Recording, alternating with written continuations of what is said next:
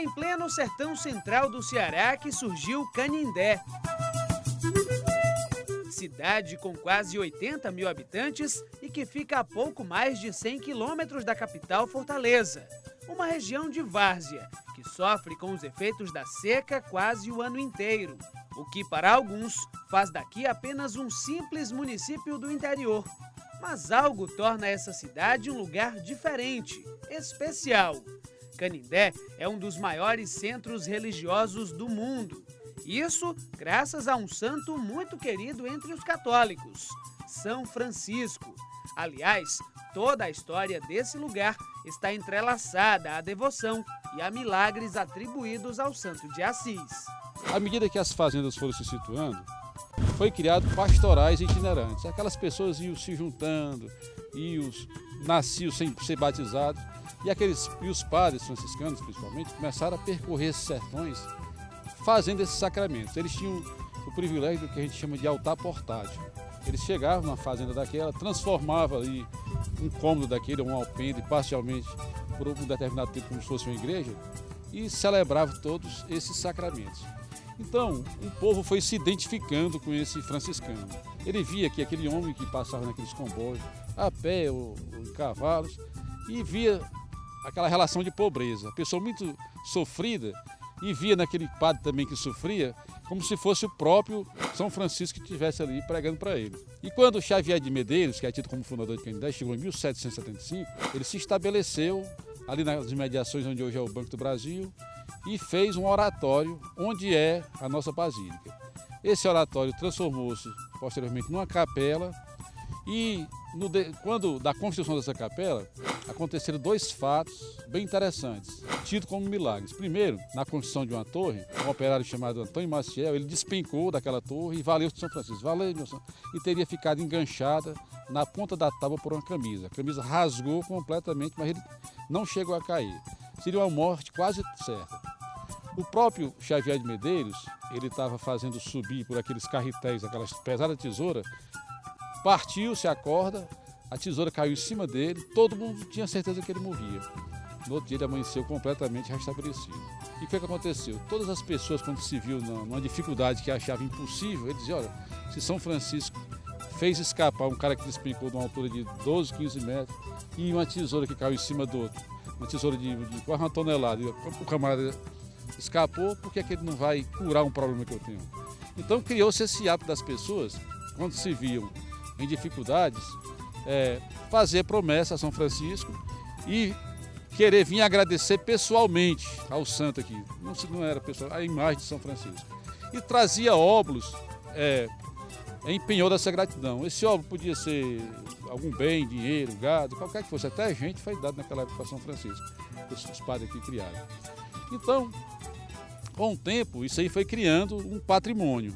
Em pouco mais de 2 séculos, Canindé se transformou no maior santuário franciscano das Américas e o segundo maior do planeta, ficando atrás apenas da cidade natal de São Francisco, Assis, na Itália. Mas aqui, o santo de origem nobre que largou a riqueza para viver entre os pobres passou a ser conhecido como São Francisco das Chagas. São Francisco se identifica com os nordestinos de um modo geral e vice-versa, os nordestinos com São Francisco. E como o nordestino é a região mais sofrida do Brasil e como o sofrimento do povo, nós podemos dizer que são suas chagas do dia a dia, então se identificam muito com as chagas de São Francisco.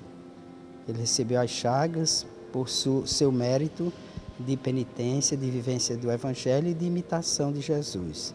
Recebeu as chagas. Então, aqui é um santuário de peregrinação, como também é um santuário onde os romeiros se sentem assim muito ligados à penitência.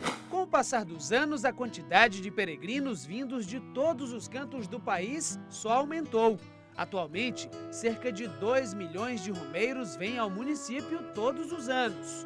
Muitos em busca de milagres, outros para agradecer as graças alcançadas.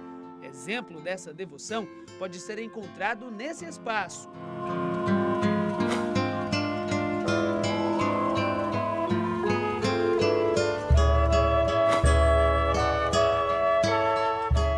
Cada foto e ex-votos, como são chamados esses pedaços de madeira ou peças de roupa e outros objetos, representam uma prece atendida. São milhares espalhados por todo o salão.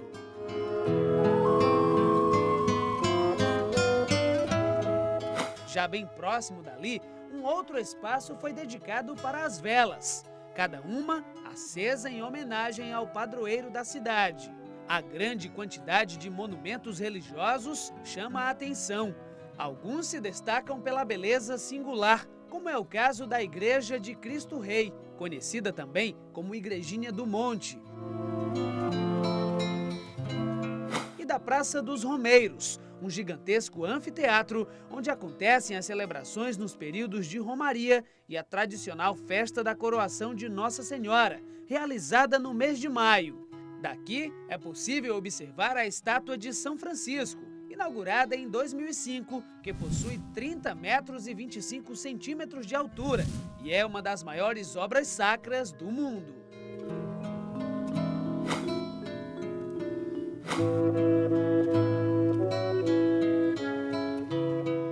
Desde que passou a ser venerado por aqui, São Francisco tem inspirado milhares de pessoas. Um dos exemplos é Frei Jean Souza, que atualmente vive em Canindé. Como é a rotina, a vida de um franciscano, de um frade franciscano? Que legado ele leva realmente de São Francisco?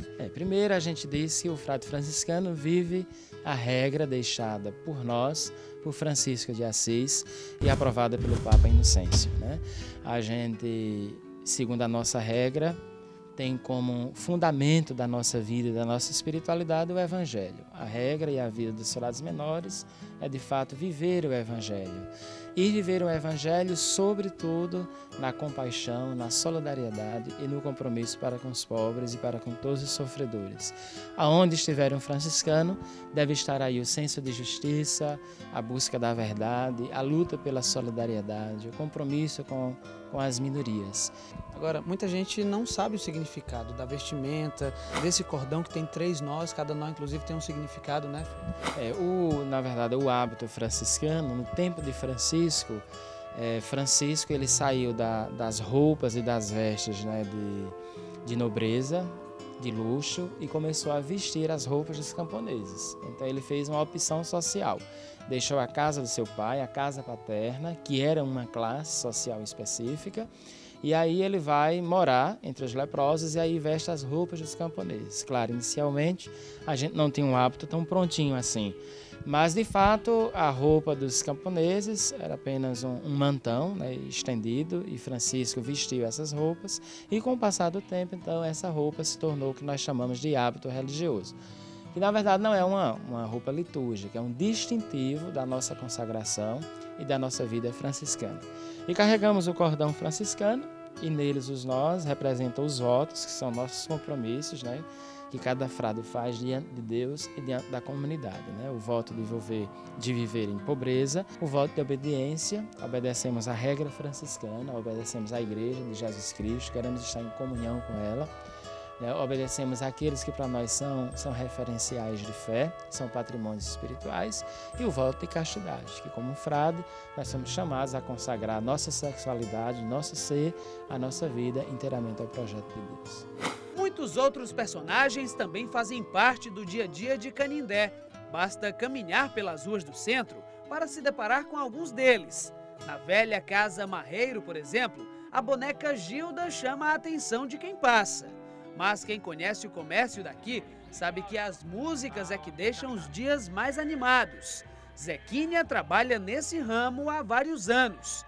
Foi dele, inclusive, a ideia de criar o primeiro disco voltado para a Romaria de São Francisco das Chagas. Zequinha, por que você viu a necessidade de começar a produzir LPs, discos com músicas de São Francisco?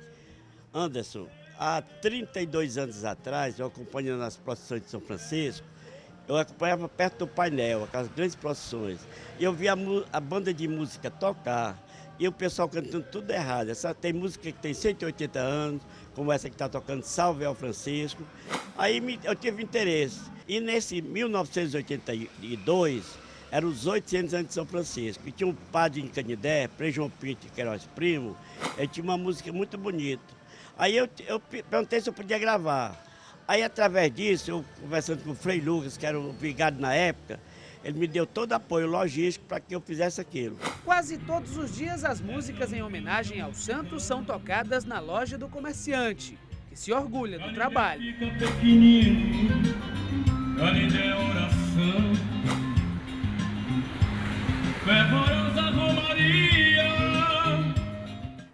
Como você viu aí na reportagem, Canindé recebe romeiros todos os dias. Mas depois de visitar a estátua e a basílica, o que é que toda essa gente faz, hein? O passeio no museu e no zoológico são as opções que fazem maior sucesso. Olha aqui.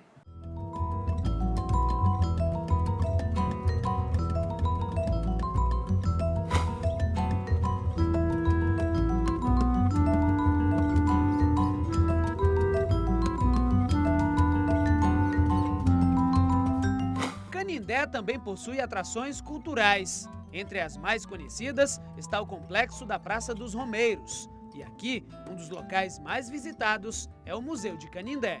O Museu Regional São Francisco foi inaugurado em agosto de 1972. Naquela época, o acervo era de pouco mais de 3.000 peças. Hoje em dia, são dezenas de milhares. E é justamente esse lugar que conta boa parte da história de Canindé que nós vamos conhecer agora.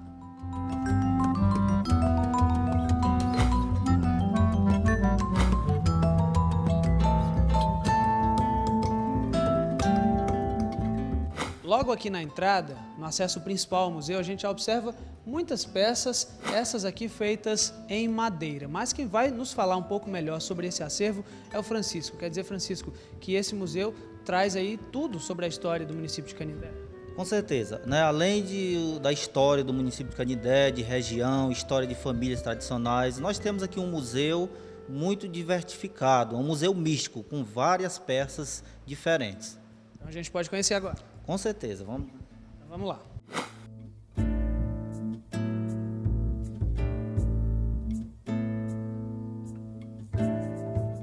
O acervo do museu é composto de verdadeiras relíquias, como essa coleção de relógios. Mas algumas peças bem maiores chamam a atenção. Cada cantinho aqui do museu conta um pouco dessa história. Esse, por exemplo, tem 2 sinos, né? Esses sinos fizeram parte aí de algumas igrejas aqui de Canindé, Francisco? Com certeza, né? Já está aqui há muitos anos já, né? Preparado um suporte para edificar, que é da Igreja das Dores e da Igreja do Monte, que foram usados um dos primeiros sinos nessa igreja, e hoje está aqui para a gente apreciar essas peças tão importantes, né? Essas peças, inclusive, do início do século XX, né? Tem ali a data 1906, quer dizer, mais de 100 anos. Mais de 100 anos, né? Então, isso é só o começo, né? É só uma mostra, né, do início do museu, para a gente mostrar a importância dessas peças antigas que nós temos aqui. Então, vamos conhecer mais aqui o Museu São Francisco. Olha, essa parte aqui tem aqui um acervo de relógios, né, antigos, Francisco? São vários relógios, né? Relógios de paredes, relógios que são de famílias, de alguns frades tradicionais aqui de Canindé, e também doações que a gente recebe, né? De alguns romeiros, alguns visitantes. Antigamente trouxeram algumas peças dessas e a gente está sempre expondo essas coisas importantes aí. Inclusive uma peça bem difícil de se encontrar hoje em dia, inclusive em museus, que é o cuco, né? Exatamente, ó. Bem difícil, né? Aqui nós temos essa peça, né? Importante aqui para a visita, e também temos outras peças aqui mais abaixo, né, várias máquinas, né, antigas máquinas datilografias, né, máquinas de contabilidade, do caixa, registro, essas coisas que a gente conserva aqui ainda muito bem conservado para a mostra. Agora olha só, desse lado esquerdo aqui, do nosso lado esquerdo, tem um acervo bem interessante de armas, né? Isso, armas, inclusive, tem ali também balas de canhão, inclusive. Isso, né? Essas balas são muito apreciadas, né, pelos nossos visitantes, romeiros, né? Essas armas, os rifles, espingardas, né? Metralhadoras, inclusive antiga, rifle.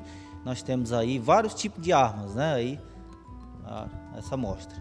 Inclusive algumas motocicletas que fazem parte aqui desse acervo, né? Alguns veículos. A gente observa uma motocicleta aqui bem especial, datada de 42, quer dizer, uma peça raríssima que tem aqui no museu. É uma das peças importantes, raríssimas, né, que foram usadas pelos frades, né, nos anos 40, né, a 70, os frades usavam, de Frei Policarpo, que foi um pároco aqui antigo, que usava muito essa máquina. E essas outras são doadas por romeiros, né, motos antigas que eles têm guardado em casa, fazem promessa e trazem, a gente expõe aqui para os visitantes.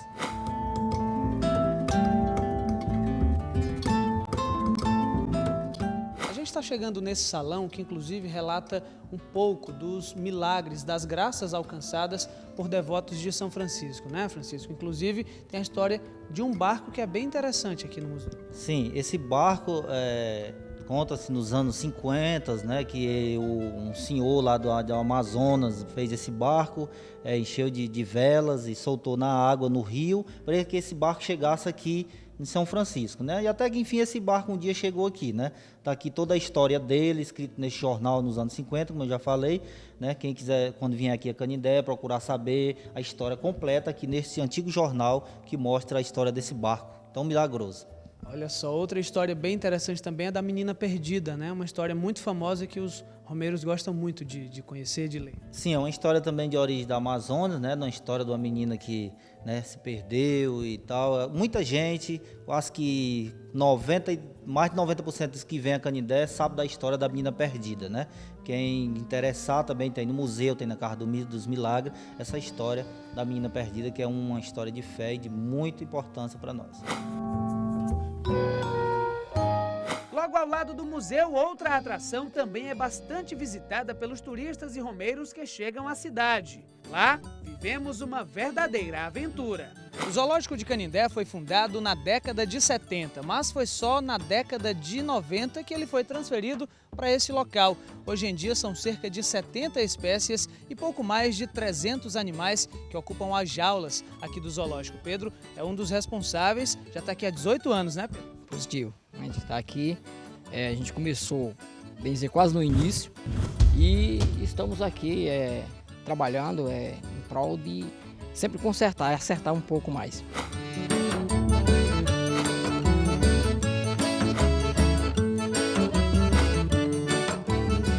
O Pedro está nos falando aqui que a gente recebeu uma autorização especial para conhecer de perto, literalmente de perto, né, Pedro, os animais? Positivo, porque geralmente esses animais, a procura sempre não está muito aproximar as pessoas que vêm visitar a primeira vez, ou no caso assim, da reportagem que nem você disse que é a primeira vez.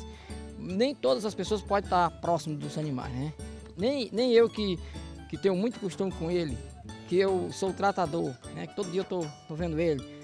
Eu não me aproximo tanto dele. Você arrisca tanto chegar pertinho, né? Não, a gente tem um certo respeito com o animal, e até porque esse animal, eles merecem respeito, né? Que estão no local deles, né?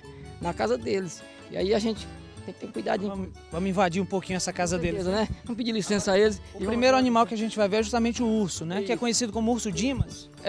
Mas no momento, quem está acordado agora no momento é a Kátia, que é a companheira dele que veio. Quer dizer que são dois ursos? Positivo, agora nós temos casal. Isso, veio a Kátia também. Nós vamos chegar aqui bem perto aqui da porta que faz um cambiamento que faz acesso até a eles. Inclusive ela já está logo aqui na porta. Já estou vendo ali. Ela é a fêmea, ela é mais preparada. Até porque ela tem as garras, ela tá preparadíssima para tudo, viu? Olha que linda, viu? Essa é a ursa Kátia. É a Kátia. Olha só o tamanho desse animal, viu? É a ursa Kátia. Olha o tamanho das garras dela. Então, esses animais, eles são muito perigosos. Além da força física, ele pode atacar e é fatal, viu? Então a gente que trabalha... Todo cuidado, inclusive para os tratadores aqui, é pouco. Com certeza, nós que trabalhamos com eles, nós temos que ter muito cuidado.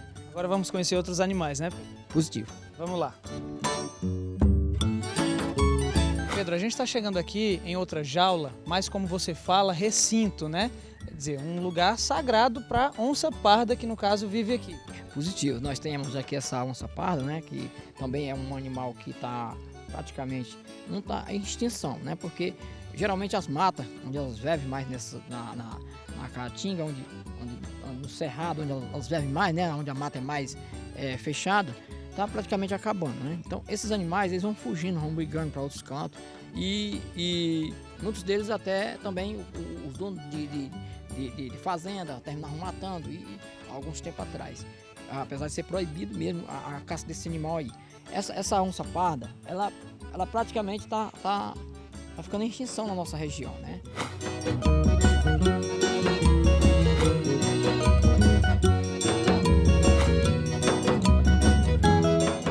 Olha só, o Rafael está se alimentando agora, né? Comendo banana. É uns animais que comem direto. Então a ração deles aí é balanceada, nós temos vários tipos de alimentação, banana, mamão, milho verde, goiaba, amendoim, várias coisas, melancia. E à tarde, geralmente eu coloco aqui à tarde um gelo para eles. Eu faço os blocos de gelo com fruta dentro. Para que eles tenham um pouco de trabalho para quebrar aí, né? Exercitar também. Com certeza.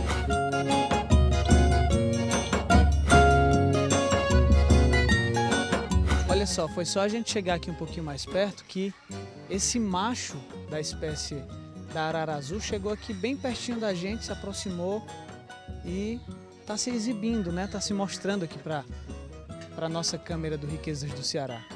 Olha que ave maravilhosa. Uma ave que está em extinção, mas que aqui no Zoológico de Canindé, um casal dessas aves faz muito sucesso aqui. As pessoas se encantam realmente quando chegam aqui e têm a oportunidade de observar bem de perto uma arara azul. Que linda, viu?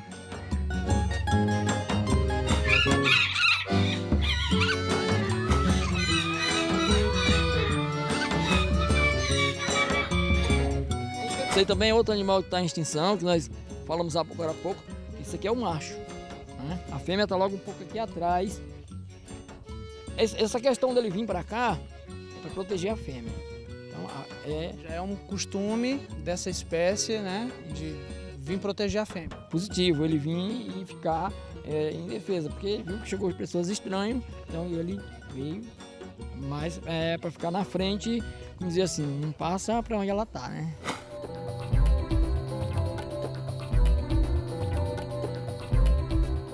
Mas entre as jaulas mais procuradas do Zoológico de Canindé está a dos leões. E os bichos são enormes.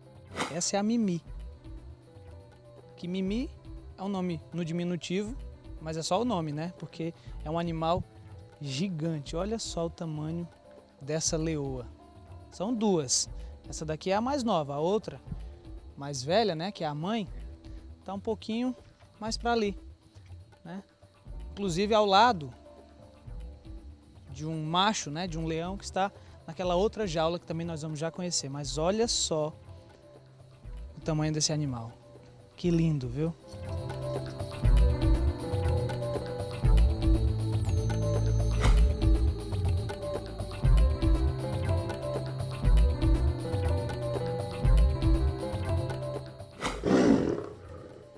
Olha só a altura do rugido desse leão. Esse é o Argus, que é um leão adolescente que vive aqui no Zoológico de Canindé. Eu tô achando que ele não tá gostando muito de você, não. Ou então é a minha camisa. Viu, Pedro? Olha só. Olha só. Mas ele tá até calmo assim mesmo. Tem dia que ele tá muito mais ainda. Ele toda a vida ele foi um leão muito, assim, arisco. Já desde o tempo que ele chegou.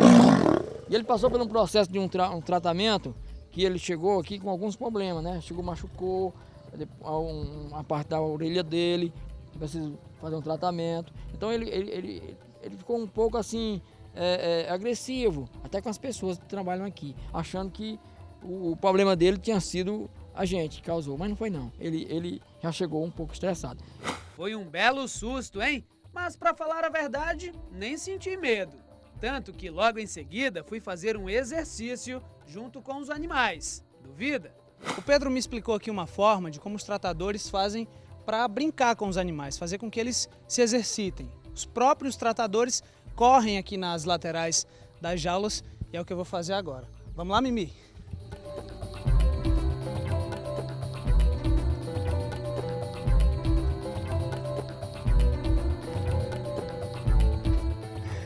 Olha, a sensação é de que se não tivesse essa grade aqui, é que ela tá correndo atrás de mim, viu?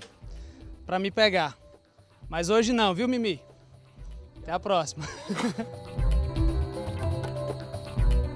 E Argos, tchau pra você também, viu, Argos? Em breve a gente tá voltando aqui.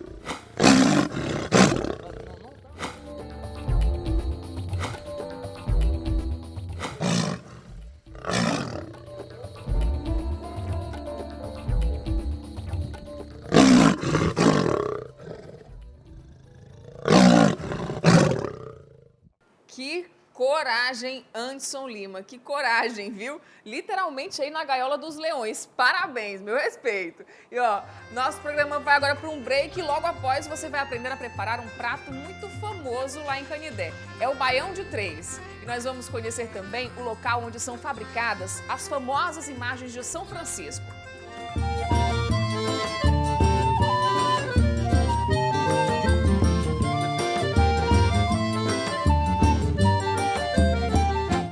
Legal, né? Faz o seguinte, não sai daí que o Riquezas do Ceará volta rapidinho.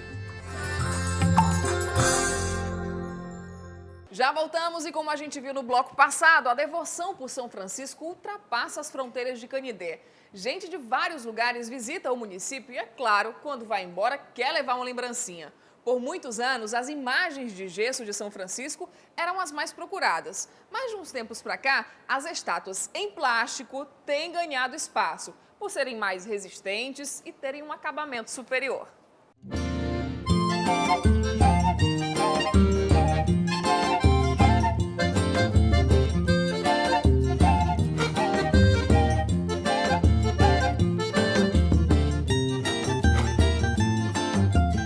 A devoção a São Francisco também aquece o comércio de artigos religiosos durante os períodos de romaria. Ao redor da Basílica, as inúmeras lojas expõem a enorme variedade de produtos, desde as famosas fitinhas até imagens gigantescas. Mas o que tem feito bastante sucesso por aqui é o São Francisco feito de plástico. Mas foi a partir do ano de 2007 que a rotina dessa fábrica, que tem 115 funcionários, passou a mudar. O material que seria jogado no lixo passou a ser reaproveitado. E hoje em dia, essa fábrica produz milhares de imagens de São Francisco. Não é isso, Alex? Com certeza.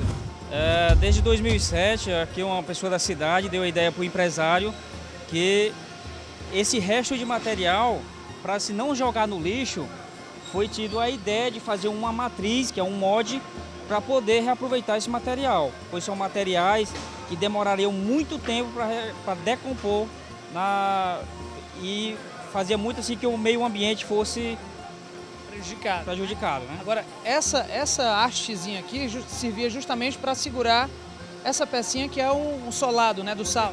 Com certeza. Na verdade, seria só na parte da fabricação, é só para segurar na matriz. Quando a gente moer esse aqui, não dá para reaproveitar na mesma peça. Por isso, teve a ideia de moer e fazer essa imagem de São Francisco. Ou seja, isso aqui iria para o lixo. E agora tem um destino. Com certeza. Fazer a imagem de São Francisco. A imagem de São Francisco, padroeiro da cidade, né? Agora, isso passou a acontecer quando a produção não estava tão acelerada, tão grande. Como é que vocês conseguem dividir essa produção desse material para calçados, depois a fabricação das imagens? Como todos sabem, todo mercado de trabalho tem o seu período de baixa e alta estação. Então, no nosso período de baixa estação, nós montamos essa fabricação das imagens. Não é que o nosso foco seja as imagens, o nosso foco é a produção das partes para calçados. E nas partes, nos horários vagos, de baixa produtividade, a gente aproveita esse tempo para fazer isso aqui, com os mesmos equipes de funcionários. Agora, esse material sai justamente dessa máquina aqui, né? Essa máquina, com certeza. Quem trabalha nessa máquina é o Gleidson. É isso, Gleidson? Quer dizer que você é o responsável por separar esse materialzinho aqui que vai dar origem à imagem de São Francisco? Com certeza. Todo o material que sai, eu tiro o estaco e esse refúgio vai para o lixo. Fica já armazenado ali naquele saquinho. Exatamente. Ele é moído e reaproveitado para fazer o santo. Você também participa da confecção das imagens? Faço parte um pouco, né? Agora, como Como é você trabalhar nessa fábrica aqui na sua cidade natal, poder confeccionar também imagens do padroeiro? A gente se sente um pouco parte, né, disso tudo, né? Que a gente faz parte de todo o processo. Eu sou responsável pelo injetar o estaco e jogar fora, que vai ser reaproveitado para fazer a imagem, né? Devoto de São Francisco. E devoto de São Francisco, com certeza. O processo de fabricação é rápido, mas não é nada fácil. Depois de separado, o material vai para um triturador, que fica na parte de trás do galpão. Esse é um tipo de plástico que quando coloca ali naquelas injetoras, esse plástico derrete e faz aquele formato do São Francisco. Essa é a matéria-prima da imagem de São Francisco que vocês confeccionam. Isso mesmo, com certeza. Logo em seguida, o plástico é derretido e segue para uma forma. Alex, aqui a gente observa a matriz, chamada matriz, né? Que é que dá origem realmente àquele formato da imagem de São Francisco que vocês confeccionam aqui. Isso, esse é o molde, essa matriz foi feita lá no Rio Grande do Sul. Né? O custo dessa matriz é de 10 a 15 mil reais. Se vocês observarem aqui, já está aqui todo o formato da imagem de São Francisco. Todo o formato dela. Ela encaixa essas duas partes aqui para poder fazer a montagem do santo. Olha só, uma peça de aço, não é isso? Peça de aço, bastante resistente. O penúltimo processo antes da imagem ficar pronta acontece nessa máquina. É onde é feita a secagem da peça, que em seguida recebe a pintura.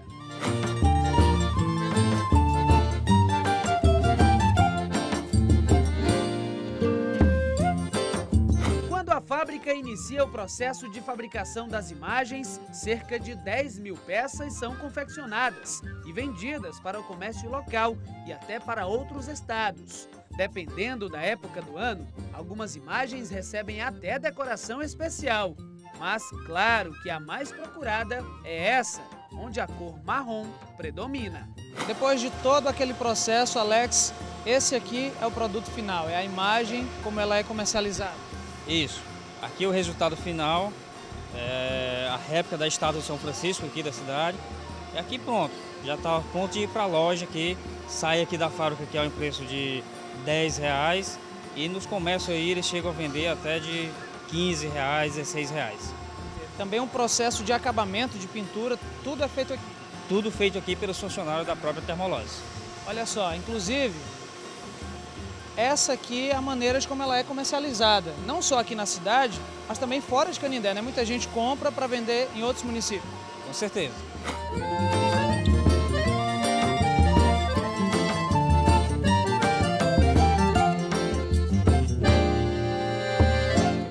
Muito interessante.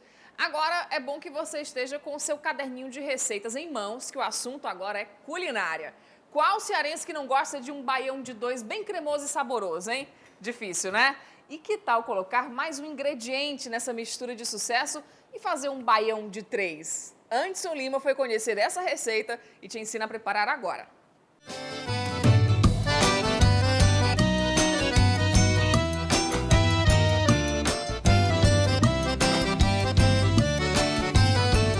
Para nós prepararmos a receita deste sábado do Riquezas do Ceará, nós procuramos um dos restaurantes mais tradicionais aqui do município de Canindé.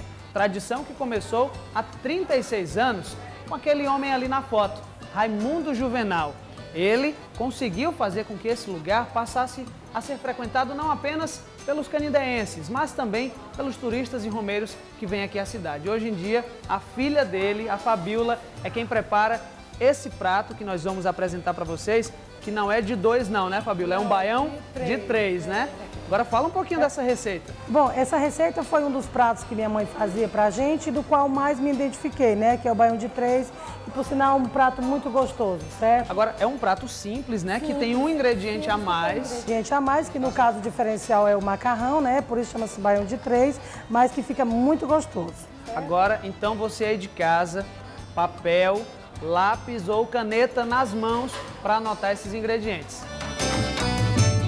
Para preparar o baião de 3 são necessários 400 gramas de arroz parboilizado cozido, 400 gramas de macarrão cozido, 150 gramas de feijão de corda cozido com caldo, 300 ml de leite de gado, 200 ml de creme de leite, 200 gramas de queijo coalho em cubos, cheiro verde e sal a gosto. primeiro ingrediente que vai à panela? O arroz. Próximo ingrediente agora? É o macarrão, certo?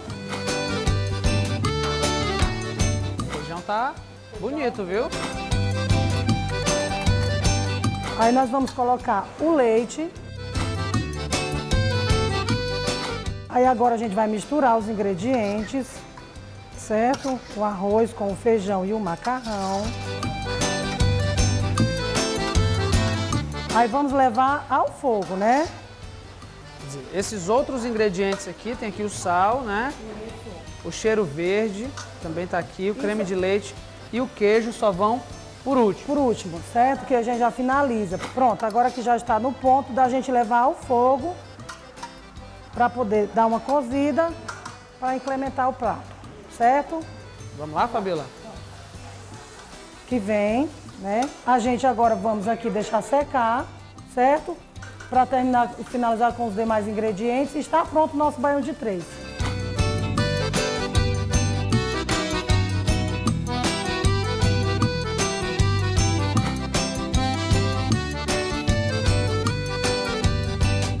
Bom, 10 minutinhos depois que a Fabíola levou os 3 principais ingredientes ao fogo, olha só, já estão sequinhos, né? Aí Já. os ingredientes, Agora o arroz, o feijão e o macarrão, né? Isso. Tá secando ainda, Tá secando, mas já dá para mas colocar já os outros ingredientes, Fabíola? Já, até porque ele não é um baião muito seco, ele é mais molhadinho, sabe? E qual é o ingrediente O agora que você próximo vai ingrediente colocar? que a gente vai colocar agora vai ser o creme de leite, certo? Que vai dar uma consistência muito boa.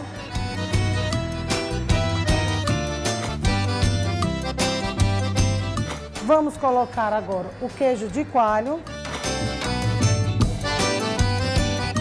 Agora vamos colocar o cheiro verde. Por último fica o sal, porque pode ocorrer do queijo ser um pouco forte de sal para não salgar, certo? Então vamos dar aqui uma mexida. O nosso baião de 3 já se encontra quase pronto. Olha como fica bonito.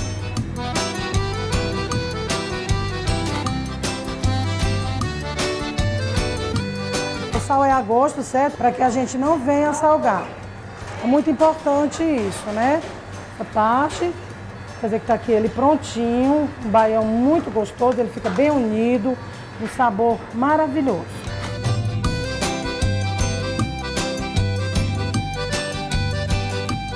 O baião está pronto, né? Agora chegou aquela hora boa, né, Fabíola? Exato, a hora da degustação. Vamos degustar, né? vamos degustar para a gente ver o que é que vocês vão achar do baião de 3, né? Então vamos lá, degustar Vamos lá? o baião de 3. De 3, de 2 viu? não. Vamos lá.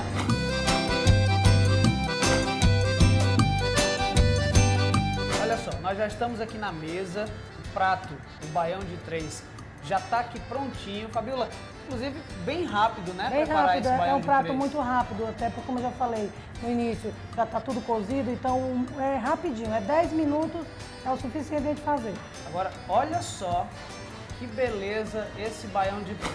Então, Fabíola, vou provar esse baião Fique à agora. vontade, fiz para Tá? você.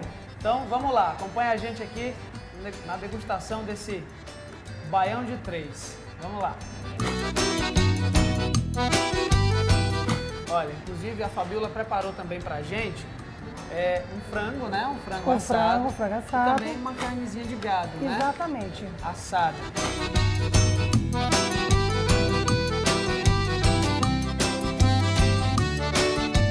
Delicioso, viu?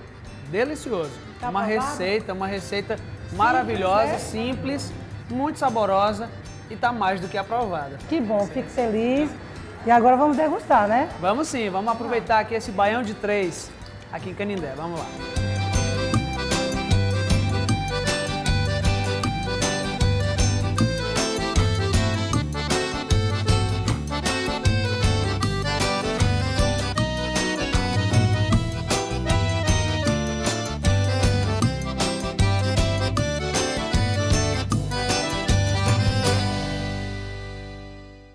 Olha, mas que invenção, hein? Agora que ficou com uma cara deliciosa, ficou. Ótima ideia aí pro seu almoço de domingo. É o seguinte, Riquezas do Ceará faz mais uma pausa, mas volta em instantes para te apresentar Duas figuras de Canindé. Ela é vaqueira, ele é sineiro da Basílica há 69 anos.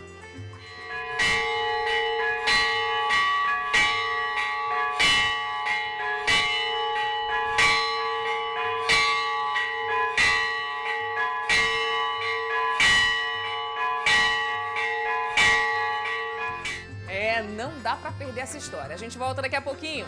Sai daí.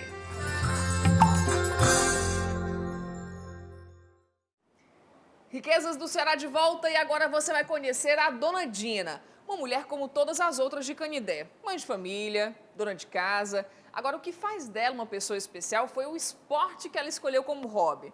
Acredite, ela é vaqueira e com muito orgulho.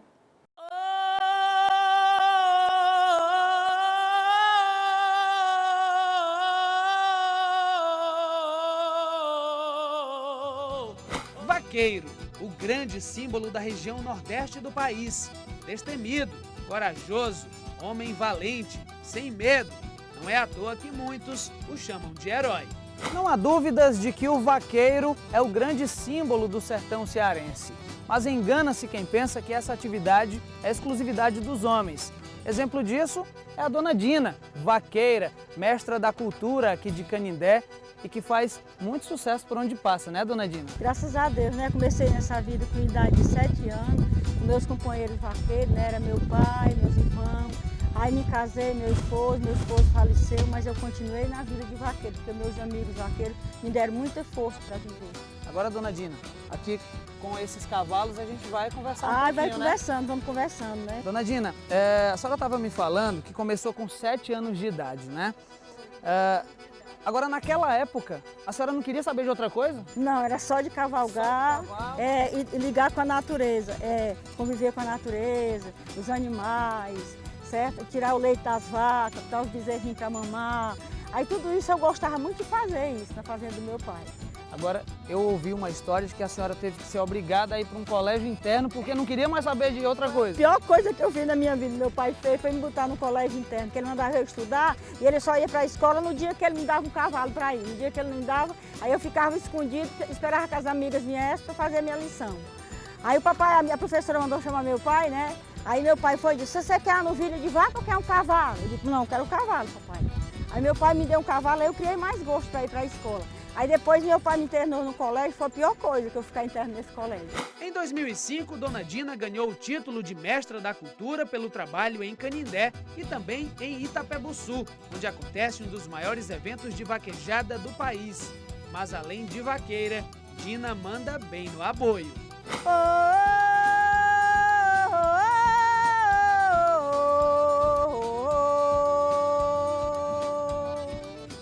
Eu sou filha do Nordeste, do sertão de Canindé, vaqueira desde menina nessa profissão de fé. Minha arma é o aboi, meu repórter, a coragem de mulher. Oi, eu nasci, me criei no sertão Alecarim, abençoada por Deus, tocada pelo destino, para conservar com amor a cultura nordestina. Oi!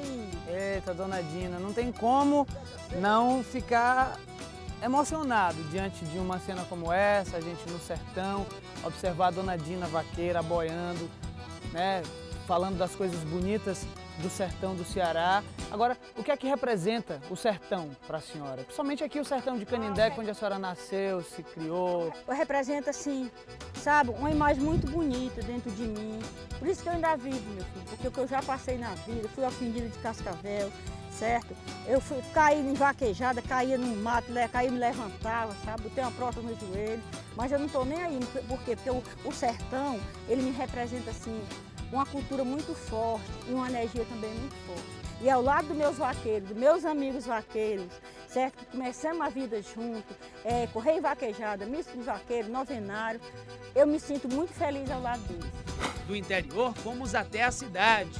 Em casa, a vaqueira guarda com carinho boa parte de sua trajetória. Nas fotografias, está sempre acompanhada dos amigos, muitos deles famosos. como o rei do Baião, Luiz Gonzaga. 3 horas da tarde a gente fez um encontro, né, da Vaqueirama, aí saímos em cavalgada pela cidade, né? Aí a banda Maestro Chota Ratinho tocando e nós em cavalgada, ia com o estandarte de São Francisco. Quando nós chegamos na Praça da Gruta, onde era celebrada a Santa Missa, Luiz Gonzaga estava cantando essa linda música assim.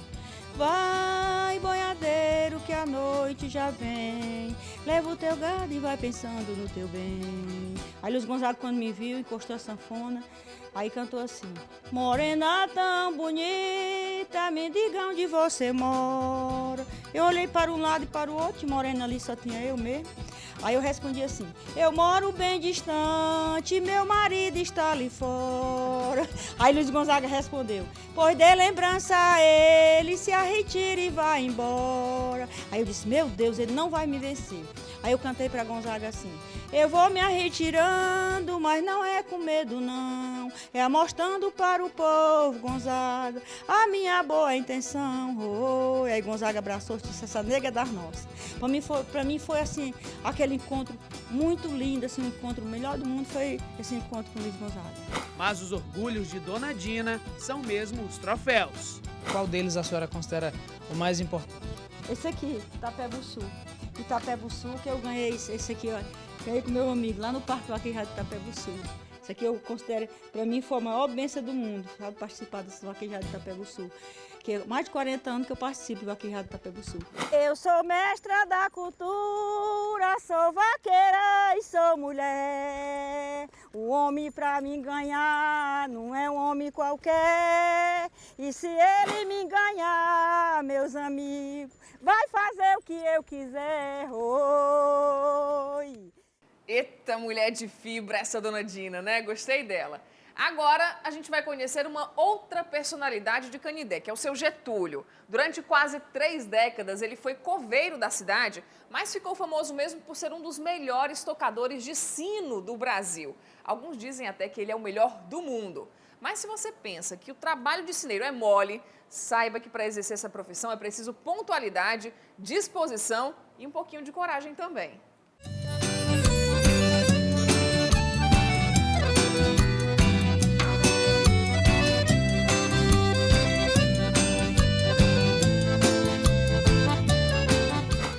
Dúvidas de que o maior símbolo da cidade é a Basílica de São Francisco. O templo, que começou a ser construído no início do século passado, é uma verdadeira obra-prima da arquitetura e é o cenário para diversas manifestações de fé. Os afrescos pintados no teto são do artista italiano George Cal e contam parte da história do padroeiro do município. Mas não são apenas as imagens, relíquias e a beleza que chamam a atenção.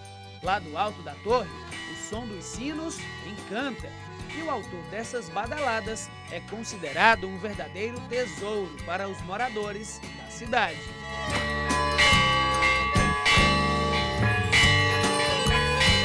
Seu Getúlio Colares acorda cedo, muitas vezes antes mesmo do sol nascer, e aos 84 anos ainda não perdeu a vaidade e, pelo visto, nem a disposição. Mas não tem pressa. Caminha devagar em direção à Igreja Matriz. Getúlio é o sineiro da Basílica há exatos 69 anos. Seu Getúlio, 84 anos já. 84 anos de idade. Eu nasci no ano de 1923 de março de 1929. Para esse ano é 84 anos. Quando foi dia 29 de junho, teve uma visita aqui do Papa. Lá de Fortaleza, aí eu bati o sino aqui numa ocasião de uma procissão de Coração Jesus. Aí bati o sino no 29 de junho de 44. E agora nós já estamos na completa de 69 anos de sineiro aqui esse ano, né? Mas na descida até o local de trabalho, Getúlio sempre passa pelo cemitério da cidade. Ele também foi coveiro por 29 anos. E acredite, lembra de todas as pessoas que foram enterradas por aqui. 12.681 pessoas, né, seu Getúlio? É quase uma população de uma cidade pequena. Mas aí o senhor enterrou, enquanto coveiro, 12.681 pessoas. Agora, e lembra de todos? Me lembro de todos. Já é o seguinte, agora, as 12.681 pessoas, até a quantidade de adultos, 8.397, crianças, 4.284, o total de todo, 12.680. Muita gente aqui, romeiro aqui, pergunta, e dá quanto? Porque é um 12, 1.681, pronto. Aí já muita gente já decorou esse evento dessa contagem, né? É, seu Getúlio, mas tá quase na hora de tocar o sino. É bom a gente apertar o passo, hein?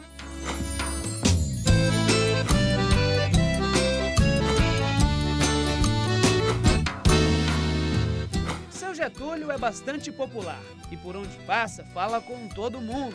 Já na Praça da Matriz, ele cumprimenta mais amigos e segue em direção à Basílica. O senhor Getúlio já pegou a chave com o sacristão aqui da Basílica de São Francisco, já abriu a porta de acesso, né, seu Getúlio? Agora é só subir 108 degraus até lá em cima.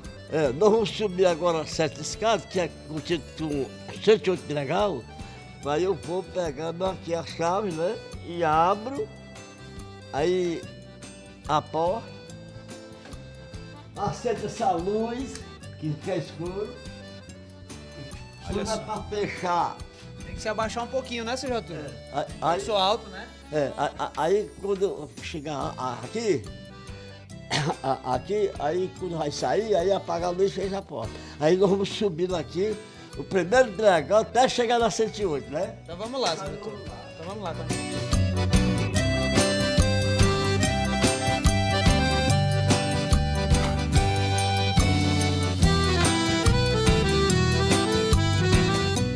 Nós já subimos 5 escadas. Já estamos chegando aqui na 6ª escada, né, senhor? Nós estamos na 6ª agora. Agora, senhor Getúlio, me responda aqui uma coisa. O senhor tem 84 anos, né? Eu estou com 84 anos. Nesse tempo que o senhor está aqui, 69 anos, o senhor já caiu dessa escada? Nunca caí nesse escorreguei, nem artopado, nem nada. Nadinha. Nada. Nunca aconteceu. A gente chegou aqui na torre, né? No topo da torre da Basílica, onde tem esses 2 sinos. Olha só o tamanho desse sino aqui e a espessura dele, né? E esse outro aqui também, que são os 2 sinos, seu Getúlio Colares toca há 69 anos, né, seu Getúlio? 69 anos. E a vista aqui de cima é maravilhosa. Maravilhosa a vista. Aqui na torre, que são 4 janelas, cada janela é um lado da cidade, né? O sineiro explica que sabe tocar mais de 80 tipos de badaladas e sabe também quando cada uma delas pode ser executada. Por toda a experiência, Getúlio é considerado o melhor sineiro do mundo.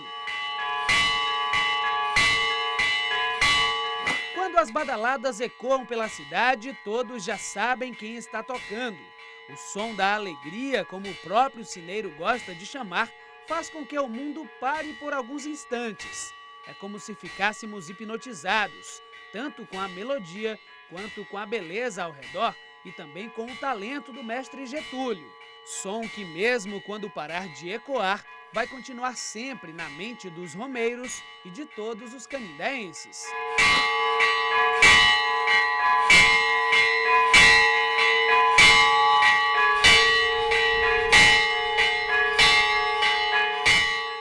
Mas é impossível esquecer esse som, né? Muito bonito, gostei.